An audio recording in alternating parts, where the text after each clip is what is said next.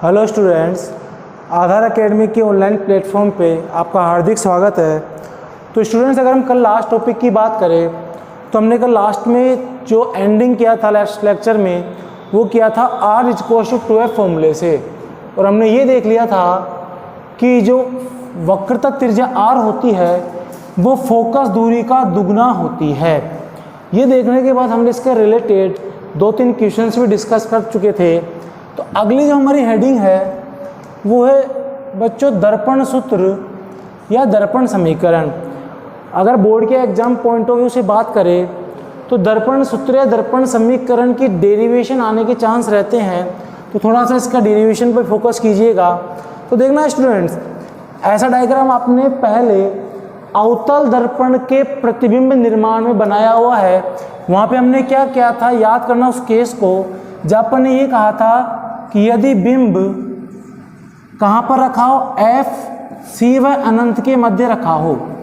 अगर आप अवतल दर्पण की बात करोगे और अवतल दर्पण में प्रतिबिंब के निर्माण की बात करोगे तो हमने केस पढ़ा था जहाँ हमने ये देखा था यदि बिंब C व अनंत के मध्य रखा हो। उसी केस को बच्चों हम यहाँ ले रहे हैं। देखना, ये कोई बिंब है AB। इस बिंब AB को हम इस C और अनंत के मध्य, अनंत मतलब कहीं दूर, तो हम इस बिंब AB को C और अनंत के मिड कहीं ले रहे हैं। तो यहाँ AB क्या हो गया, आपका बिंब हो गया। वही चीज थी जहां अपन ने वहां पे किया था, समांतर किरणें आएगी तो कहां से जाएगी बच्चों, फोकस बिंदु F से जाती है। अगर किरणें C से जाएगी तो टकराएगी और टकरा करके उसी पथ पर पुनः लौट जाती है। अगर मुझे बिंब का प्रतिबिंब बनाना है तो हमने ये चीज कर चुके थे कि दो प्रकाश किरणें जिस जहां मिलती है वहीं इस बिंब का क्या मिलता है, प्रतिबिंब मिलता है। तो इसका मतलब मुझे यहाँ प्रतिबिंब कहाँ मिल चुका है, A', B' पर, जबकि बिंब कहाँ था, AB पर था। बिंब कहाँ पर था, AB पर। तो देखो इसके आगे थोड़ा सा हम बात करते हैं इस डेरिवेशन की। तो देखिएगा, मैंने ये कहा AM आपतित किरण थी जो टकरा करके इस MN डायरेक्शन में जा चुकी है, ठीक है। अगर मैं यहाँ चिन्ह परिपाटी से लिखता हूं तो देखिएगा स्टूडेंट्स, चिन्ह परिपाटी आपको याद है। अगर मैं यहाँ डिस्टेंस लेता हूँ PB, तो मुझे बताइए PB दूरी क्या होगी यहाँ पे। B का मतलब B पे कौन रखा हुआ है, बिंब या वस्तु, और बिंब की दूरी को आप किससे लिखते हो, U से। प्रतिबिंब की दूरी को आप किससे लिखते हो, V से, और फोकस दूरी को आप किससे लिखते हो, F से। इसको और अच्छे से समझाता हूँ मैं अभी पहले डायग्राम पे देखो। तो मैंने कहा बिंब रखा है बिंदु B पे, तो इसका मतलब आपको ये भी पता है चिन्ह परिपाटी से कि सभी दूरियां बिंदु P से मापी जाती है। तो PB जो दूरी होगी वो होगी U, ठीक है। यहाँ प्रतिबिंब किस जगह बन रहा है, B' पे, तो जो PB' दूरी है उस दूरी को लिखते हैं हम V। अब देखिए यहाँ पे फोकस दूरी क्या होता है, फोकस बिंदु वाली दूरी। तो देखो फोकस बिंदु कहाँ पे है, F पे, तो PF जो दूरी होती है कौन सी दूरी होगी, फोकस दूरी। इसको मैंने लिख दिया F। अच्छा, और लास्ट बताइए PC दूरी को क्या लिखोगे आप, PC को, C क्या होता है, वक्रता केंद्र, तो ये दूरी क्या हो जाएगी, वक्रता त्रिज्या R। और आप R को ही क्या लिख सकते हो, हमने कल के लास्ट लेक्चर में किया था, R क्या होता है, 2F होता है। अच्छा, अब एक बात बताओ मुझे, आपने यहाँ वर्ड लिखा है चिन्ह परिपाटी से, तो अगर आपको याद हो तो चिन्ह परिपाटी से हमने एक चीज बोला था, अगर ये पॉइंट P है तो P के इधर वाली दूरी लेते हैं हम नेगेटिव में, और P के इधर वाली दूरी लेते हैं पॉजिटिव में। याद करना उस टाइम का, उस लेक्चर का, P के इधर वाले डिस्टेंस हम ले रहे थे पॉजिटिव और P के इधर वाले डिस्टेंस ले रहे थे हम नेगेटिव। तो बच्चों एक चीज देखो, सारे डिस्टेंस P के इधर आ रही है कि इधर आ रही है, आप बोलोगे P के इधर आ रही है, इसका मतलब सारी डिस्टेंस क्या हो जाएगी, नेगेटिव में। सारी दूरियां किस में होगी, नेगेटिव में, ऋणात्मक में, क्योंकि सारी दूरियां P के इधर आ रही है, ठीक है। यहाँ तक क्लियर हुआ। अब कई लोगों को U और V टर्म समझ में नहीं आया तो समझना, जहां भी आप बिंब दिखेगा, वस्तु दिखेगी, जहां भी आपको बिंब या वस्तु दिखेगा ना, उसकी दूरी को आप लिखोगे U से, और जहां भी प्रतिबिंब आपका बनेगा उस प्रतिबिंब की दूरी को आप लिखोगे हमेशा V से। पूरे चैप्टर में जहां U आ जाए, इसका मतलब U का मतलब क्या है, बिंब की या वस्तु की दूरी। V आ जाए तो V का मतलब है प्रतिबिंब की दूरी। देख लेना डायग्राम में, B वस्तु है तो PB दूरी हो गई बिंब की, B' प्रतिबिंब है तो PB' दूरी हो गई प्रतिबिंब की, -V, ठीक है। यहाँ तक अब हम थोड़ा सा आगे चलते हैं। अब देखो मुझे दर्पण सूत्र या दर्पण समीकरण डेराइव करना है, तो उसके लिए देखना मैंने क्या किया, यहाँ दो ट्राइंगल्स ले रहा हूँ मैं, दो त्रिभुज ले रहा हूँ मैं। एक त्रिभुज ले रहा हूँ ए बी सी और एक त्रिभुज ले रहा हूँ ए डैश बी डैश सी। देखना बोर्ड पे, त्रिभुज ए बी सी व त्रिभुज ए डैश बी डैश सी में अगर इन दोनों ट्राइंगल्स में आप देखोगे तो देखना एक चीज़ यहाँ पे, इसको यहाँ जूम आउट करके बता देता हूँ आप लोगों को। ये तो रहा ए बी सी और यहाँ नीचे है ए डैश बी डैश सी। देखो ये रहा ए डैश बी डैश सी। अगर इन दोनों ट्राइंगल में देखोगे तो आप देखना ये एंगल इस एंगल के इक्वल है, क्योंकि दोनों कोण क्या है, शीर्षाभिमुख कोण है। तो एक तो एंगल ये इक्वल हो गया, दूसरा देखो ये 90 डिग्री का है और ये भी कितने का है, 90 डिग्री का। तो मैं दोनों पॉइंट को यहाँ लिख रहा हूँ। देखना एंगल बी और एंगल बी डैश कितना है, 90 डिग्री, जो यहाँ भी दिख रहा है आपको। एंगल बी और एंगल बी डैश कितना है, 90 डिग्री। और साथ ही साथ एंगल देखो ये रहा ए सी बी ये वाला एंगल और A dash C B dash ये वाला angle. Angle A C B वो इक्वल है angle A dash C B dash. क्यों इक्वल है, क्योंकि दोनों कैसे कोण हैं, शीर्षाभिमुख कोण हैं। तो एक चीज देखना बच्चों, मैंने क्या कहा, दो ट्राइंगल्स थे, दो त्रिभुज थे, दो त्रिभुजों के कोई दो कोण बराबर हो चुके, एक कोण बी और बी डैश, एक कोण ये वाला और ये वाला। अगर किसी भी दो त्रिभुज के, ये याद रखना आगे भी काम आएगा, फिर देख लो इसको, अगर भी किसी भी त्रिभुज के दो कोण बराबर हो जाते हैं, किन्हीं भी दो त्रिभुजों के दो कोण बराबर हो, तो ऐसे त्रिभुज होते हैं समरूप त्रिभुज। और समरूप त्रिभुज का एक गुणधर्म होता है, वो गुणधर्म आपसे ये बोलता है कि इनकी जो संगत भुजाएं हैं, इन संगत भुजाओं का जो अनुपात होता है, इनकी संगत भुजाओं का जो अनुपात होगा वो भी क्या होता है बच्चों, समान होता है। मैंने क्या कहा कि यदि किन्हीं दो त्रिभुजों के दो कोण बराबर हो गए तो ऐसा त्रिभुज समरूप त्रिभुज होंगे। और समरूप त्रिभुज की एक प्रॉपर्टी होती है, गुणधर्म होता है कि इनकी दो संगत भुजाओं का अनुपात क्या होता है, समान। दो संगत भुजाओं का अनुपात समान का मतलब क्या है वो भी देख लो। अगर इसका लंब ए बी है, देखो ये लंब है, ये आधार है और ये क्या है, कर्ण है। एक समकोण त्रिभुज है ना, तो लंब आधार और कर्ण। इसका लंब है ए बी और इसका लंब क्या है, ए डैश बी डैश। इसका आधार क्या है बच्चों, बी सी और इसका आधार क्या है, बी डैश सी। तो इनका जो आधार और लंब का अनुपात है ना, ये यहाँ पर क्या होता है, इक्वल होता है। और ये चीज़ इसी डेरिवेशन में काम नहीं आएगी, आगे जितनी भी डेरिवेशंस होगी वहाँ पर इस चीज़ का यूज होने वाला है, समरूपता गुणधर्म की पालना होने वाली है। तो आई थिंक ये चीज़ आपको क्लियर हो गई। अगर दो त्रिभुजों के दो कोण बराबर होंगे तो समरूप होंगे, और समरूप में आप उनके लंब का अनुपात और आधार का अनुपात या कर्ण का अनुपात इक्वल कर सकते हो। इसका मैं यूज यहाँ पे वापस से कर रहा हूँ। देखना, अगर मैं इस डायग्राम में फिर बात करता हूँ तो देखो आप चीज, ट्राइंगल ए बी सी और triangle A dash B dash C, दोनों में दो कोण बराबर हो गए। दो कोण बराबर होते अतः त्रिभुज ए बी सी वह त्रिभुज ए डैश बी डैश सी कैसे होंगे, समरूप त्रिभुज होंगे। और अगर ये दोनों त्रिभुज समरूप होंगे तो मैंने समरूपता के गुणधर्म से लगा दिया, तो समरूपता के गुणधर्म से क्या बोला था भैया, समरूपता के गुणधर्म ने ये बोला था भैया इसका लंब क्या है, ए बी है, इसका लंब क्या था, ए डैश बी डैश। देख लो डायग्राम को अच्छे से एक बार। इस वाले त्रिभुज का आधार क्या है, बी सी है, और इस वाले का आधार क्या है, बी डैश सी। ये आपस में इक्वल होंगे। इसका लंब A B, A dash B dash, इसका आधार बी सी, इसका बी डैश सी, ये आपस में इक्वल होते हैं। मैं इसको थोड़ा सा आगे और लेके जा रहा हूँ। देखना बच्चों, हमने कहा A B upon A dash B dash है।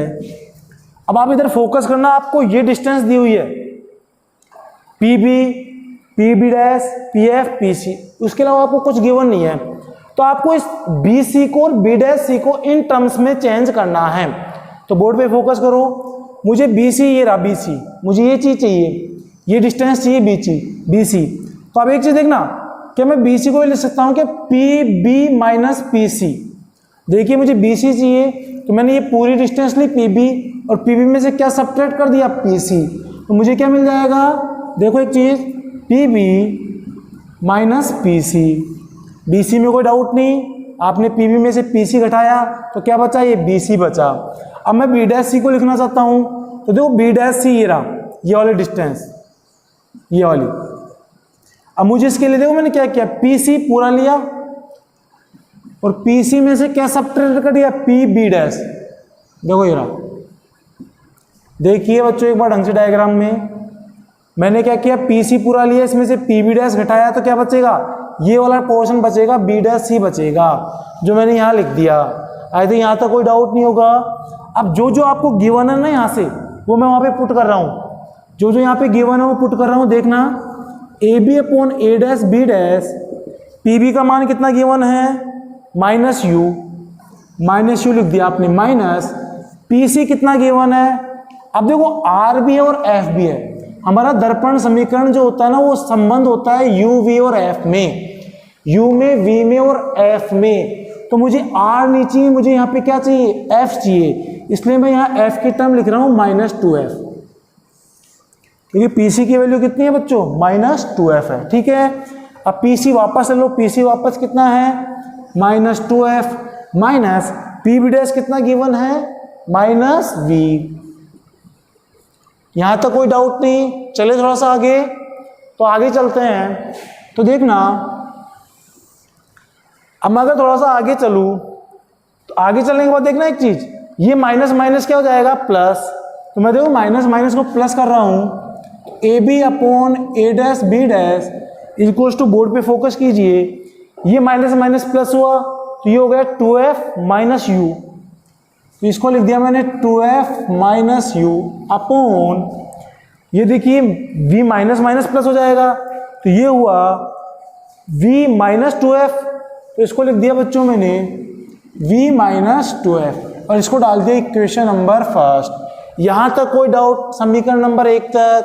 तो हमारे पास समीकरण नंबर 1 आया, AB upon A' B' equal to 2F minus U upon V minus 2F। Concept simple था, वही था, हमने कुछ नहीं किया। दो त्रिभुज लिए, दोनों त्रिभुजों में हमने क्या किए, दो कोण बराबर किए। दो कोण बराबर करने के बाद हमने समरूपता सिद्ध की। समरूपता सिद्ध करने के बाद जब दोनों समरूप, लंब और आधार का अनुपात लिखने के बाद मैंने BC और B' को चेंज कर लिया इन टर्म्स में। चेंज करने के बाद मैंने इनकी वैल्यूज यहाँ चिन्ह परिपाटी से डाल दी, और जो आपके पास आया वो समीकरण नंबर 1 आ गया। अब देखना, मैं ये जो पूरा कॉन्सेप्ट आपने किया है ना, ऐसा कैसा हम एक और समीकरण बनाने वाले इस पूरे कॉन्सेप्ट के थ्रू ही। बस आपको ध्यान रखना, हमने क्या किया था, दो कोण लिए, समरूपता सिद्ध की, और ये किया, वही काम हम अगेन करने वाले हैं। तो अब अगला जो मैं ले रहा हूं, देखना यहाँ पे, अगला जो मैं ले रहा हूं बच्चों, वो मैं ले रहा हूं ट्रायंगल A' B' F व ट्रायंगल MPF में। पोज करना है।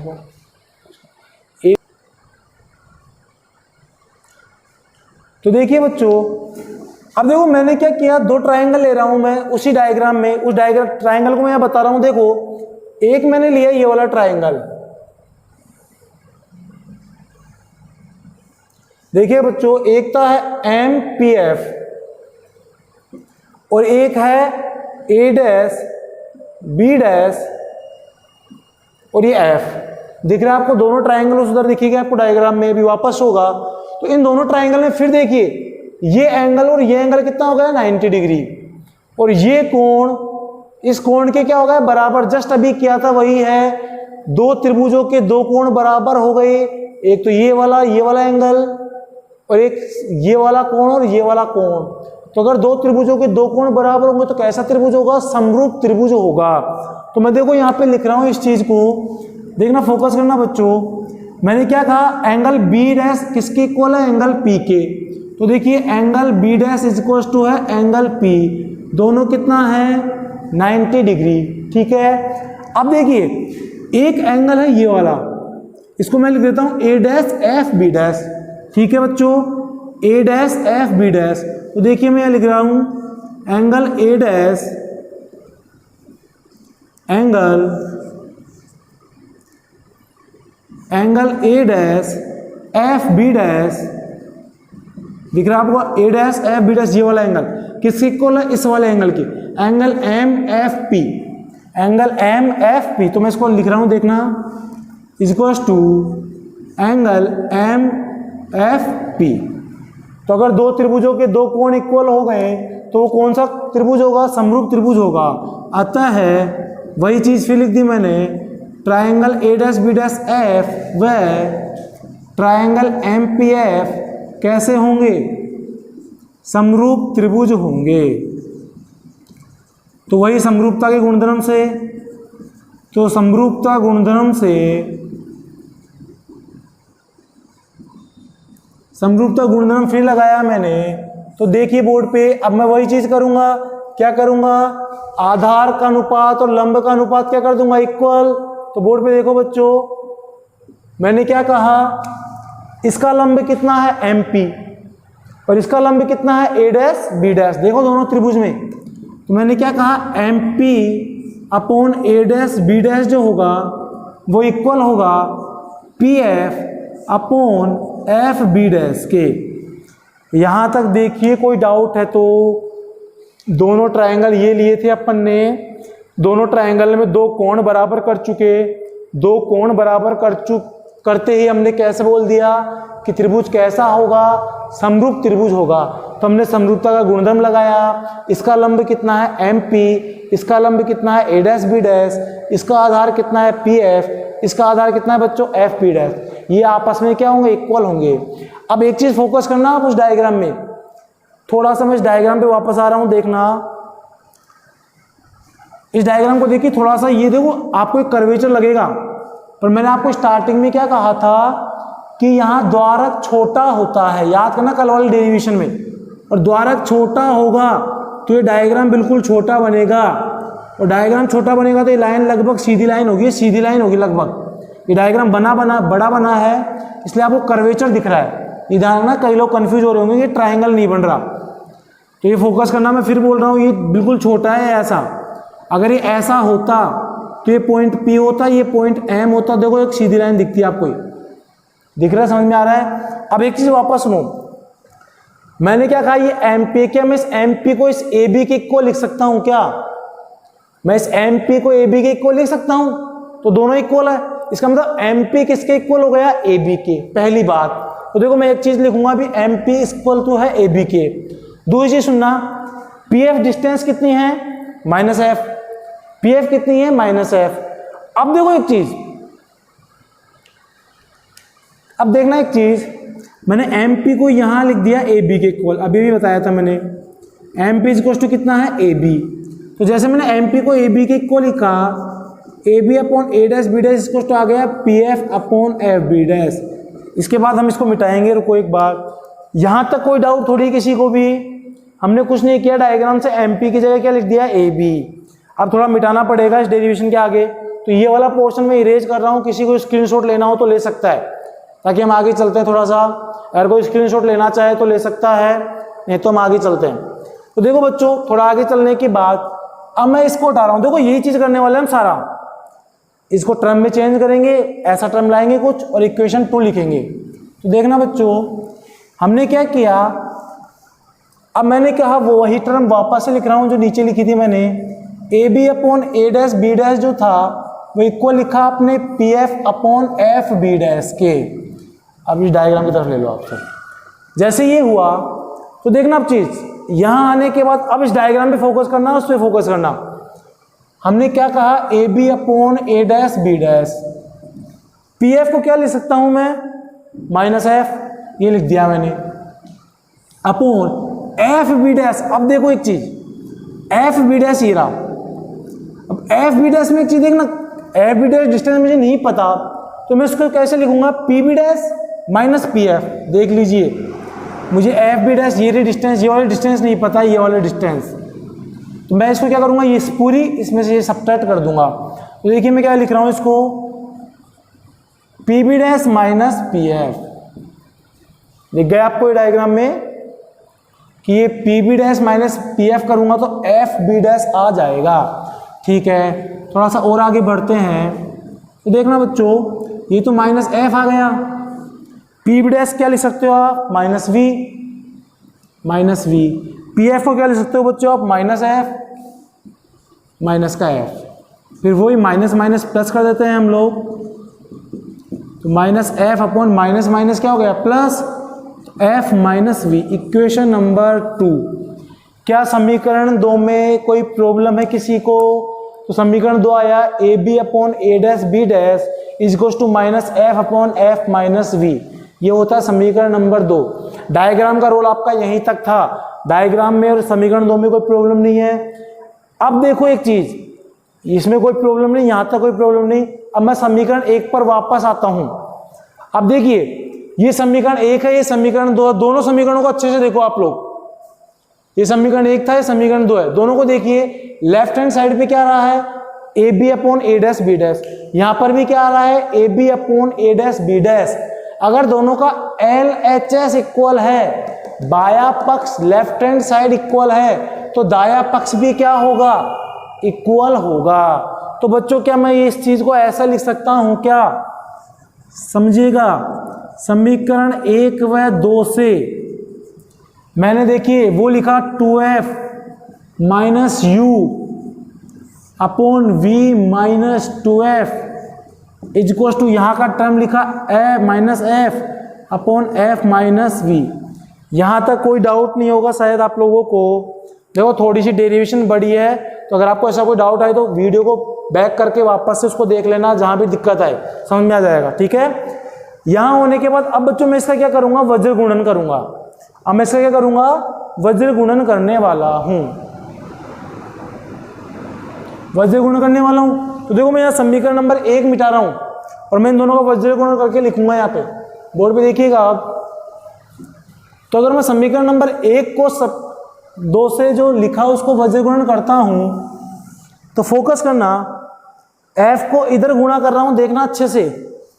f अगर 2f से मल्टीप्लाई होगा तो क्या आएगा, 2f का स्क्वायर। देखिए एक चीज, 2f का स्क्वायर, f को मैंने पहले 2f से मल्टीप्लाई किया, आ गया 2f स्क्वायर।